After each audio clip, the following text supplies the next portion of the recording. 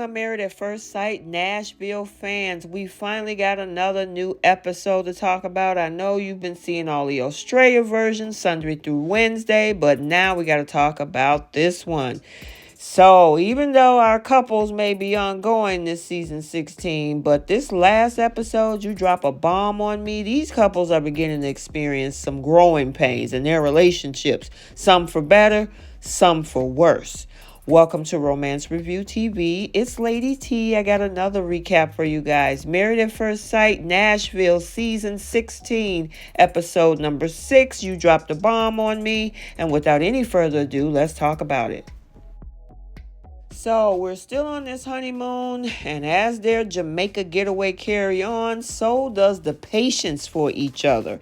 And we're going to start off first with them getting to know each other further. So at the start of a new day, we got McKinley and Dominique discussing their plans for the day, which includes horseback riding on the beach. Now, when the topic of attraction comes up, Dom tells the cameras that she feels that they're at a 6 out of 10 on the scale and hopefully working towards something stronger. And despite being on this vacay, she also makes time to FaceTime her mom, who she talks to every day, trying to give her the lowdown on what's going on so far. As for Gina and Clint, they get to discuss their progress over some breakfast at the pool, and he tells her he's excited about getting to sail together. However, when Gina brings up her job time and time again, Clint's interests begin to kind of fade, complaining to the cameras that she's so wrapped up in business and that he wishes that she could go deeper with him.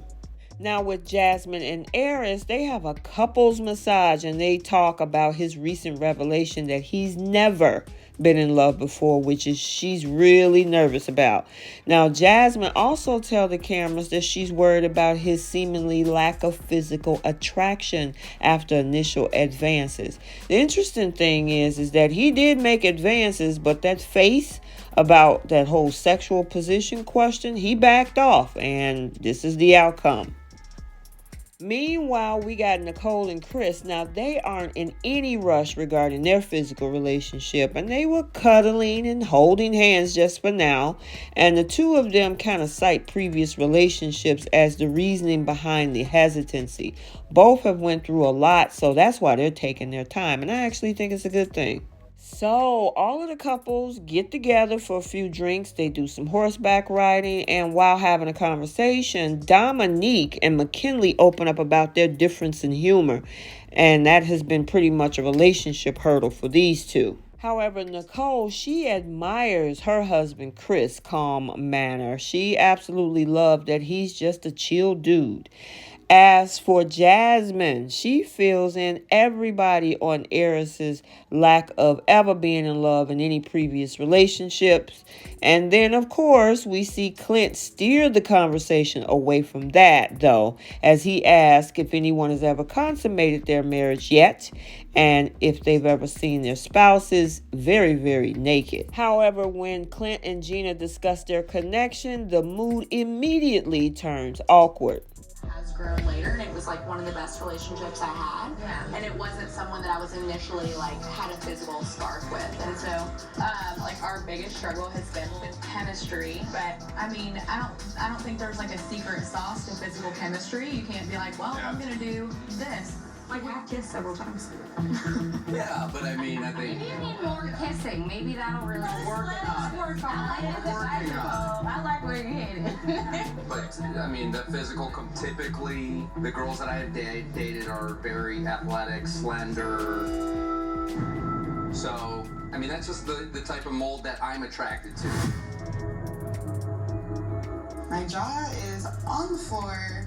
I'm in shock right now. Like, read the room right now. Like, you're sitting in of like curvy women, you know, like, what the hell, bro? Beauty's in the eye of the beholder, so, and like she said, she doesn't like redheads, so Here we are. here we are. Right now, all I'm going to say is turnabout is fair play, Gina, and I'll talk more about that later. However, the horseback riding activity for the group starts, and there's one person in particular who does not enjoy the activity, and that's McKinley.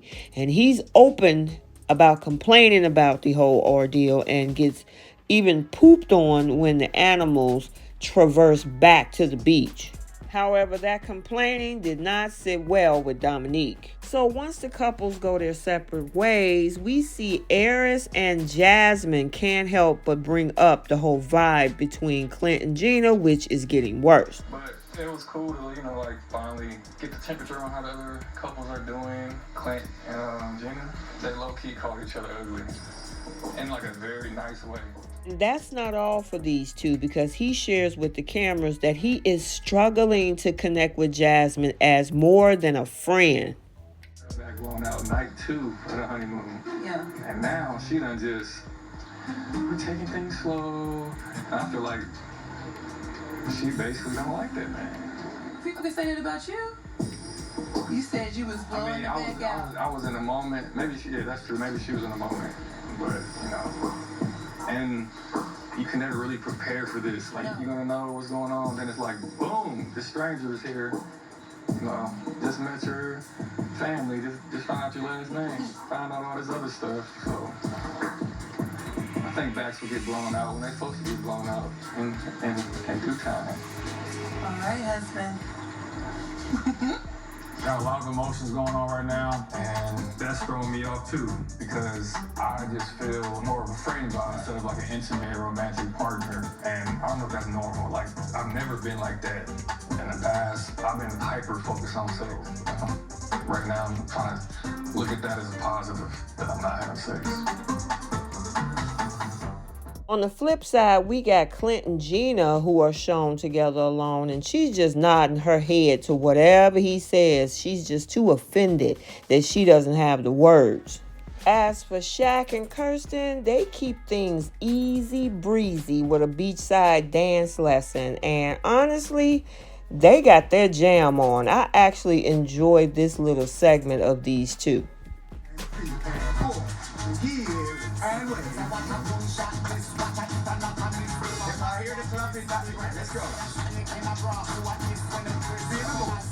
Now we're gonna go with a little bit of energy. Let's go.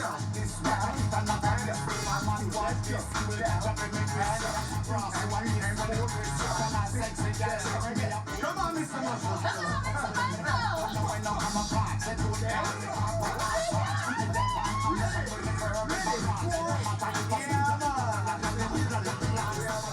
See, this is why I like interactive dates, because they actually found something that connect them, because prior to, the dots wasn't connecting. And according to what we heard on the after party last week, she ain't being the same way on and off camera. But in this moment, it looks pretty genuine. It looked like they were having a lot of fun together. So hopefully this is a situation that maybe can push them further, but I don't know. I have my doubts. We got to stay tuned, because sometimes I just don't know about Kristen, and we'll see more of that later on. As for Dominique and McKinley, they can't even agree on what's funny. I mean, she is pretty much, everybody seems to be nitpicking every little bit of thing. Let the man have some sense of humor.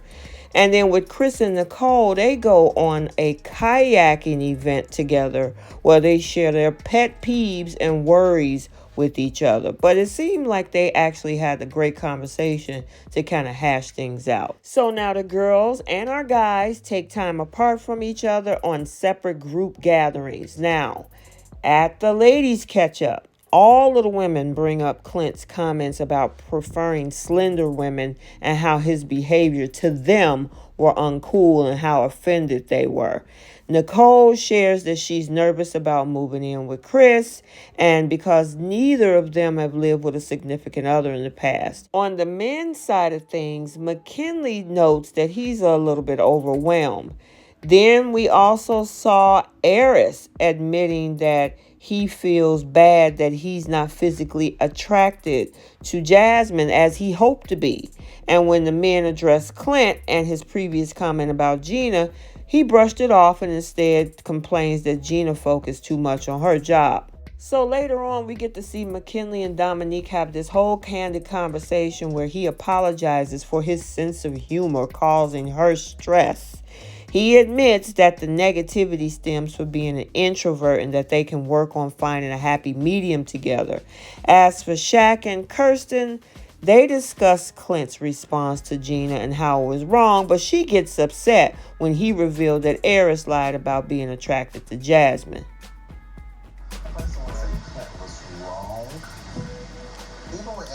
Eris was like, he wasn't physically attracted to his wife. But he just said yesterday that she was beautiful. I'm telling you what was said. Well, why would he lie like that? To make her feel good. Well, no, be honest. There's no point in lying or faking and fronting. Like, if you don't find somebody attractive, then you just don't find somebody attractive. But he probably didn't want to make shame. He probably wanted her to be confident in who she is. And not necessarily that he lied. But he just said yesterday, or she just said today, that she's beautiful. Like, I'm just telling you what was said.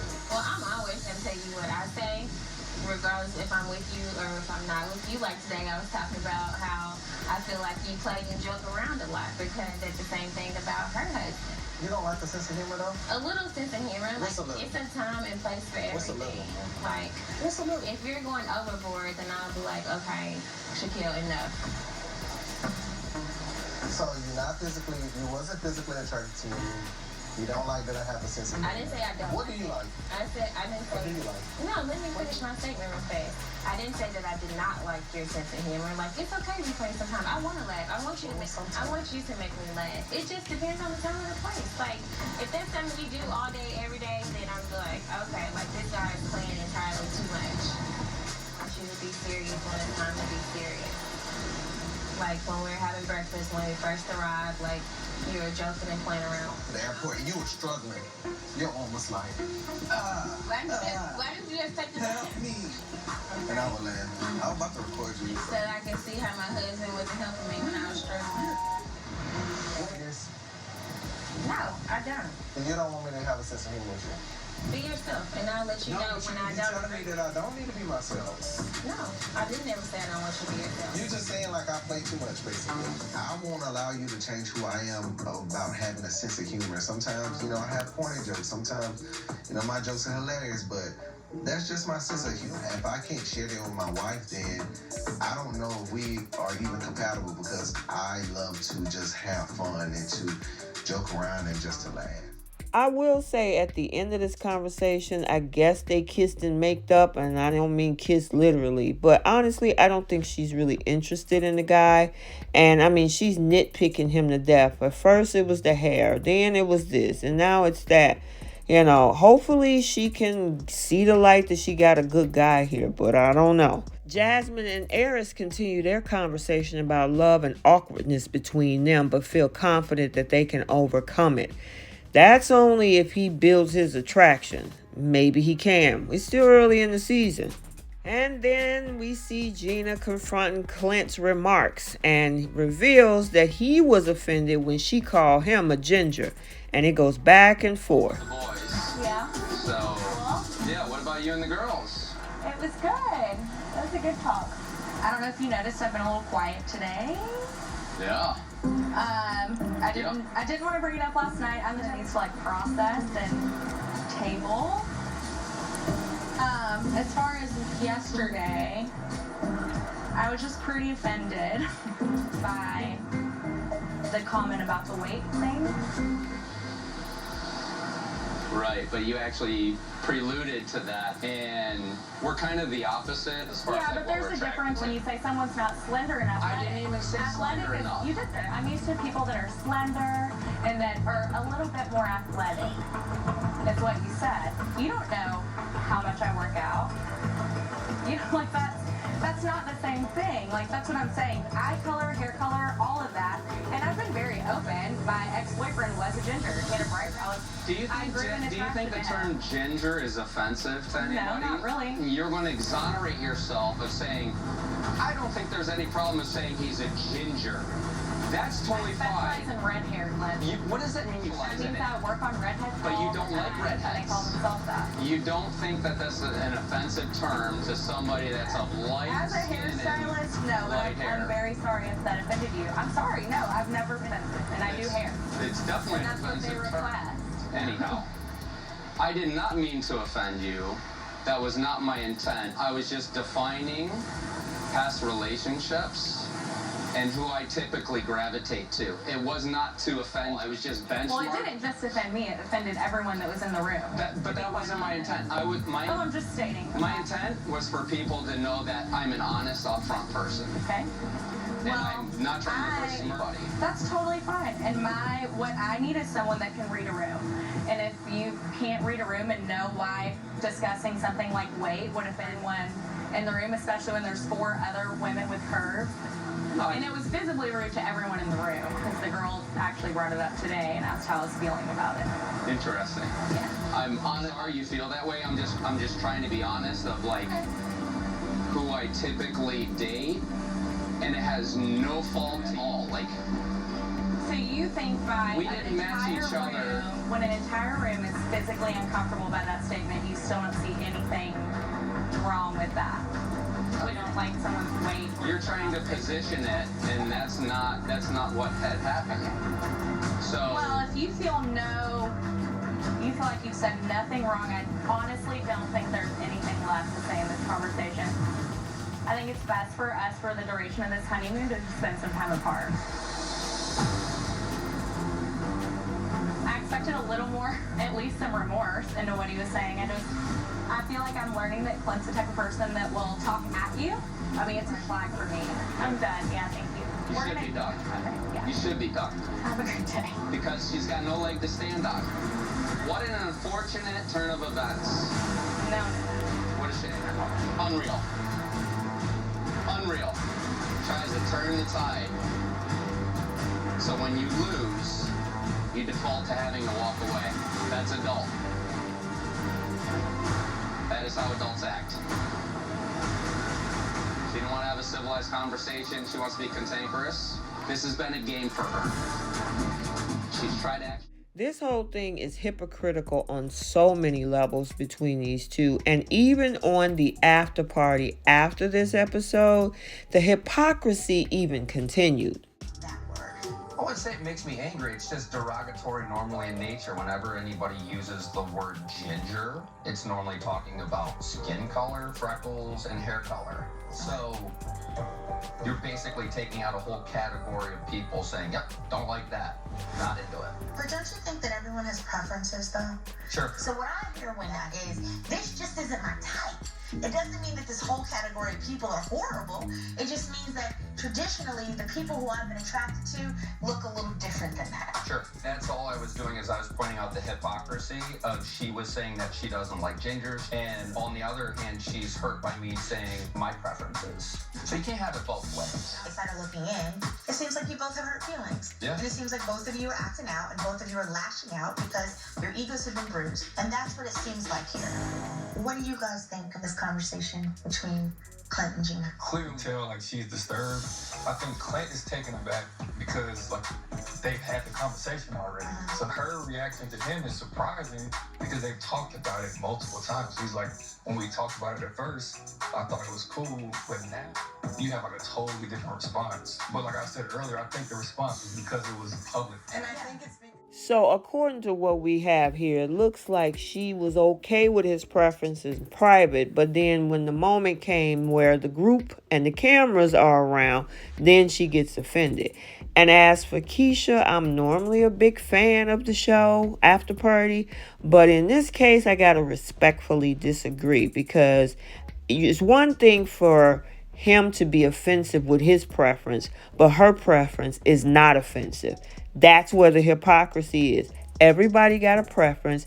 Everybody is not everybody's cup of tea. And you can't ding and shame one person for their preference and at the same time say it's okay for that other person to have a preference about something that technically that's part of his heritage and DNA. So hopefully these two can figure it out, but it ain't looking too good for these two.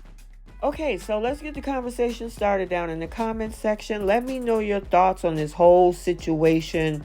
Hey, where I say turnabout is fair play and look like a little bit of hypocrisy in this episode. So I hope you enjoyed this recap. Stay tuned for other recaps on this channel. Until the next video, like, comment, and subscribe. And we will see you next time. Bye.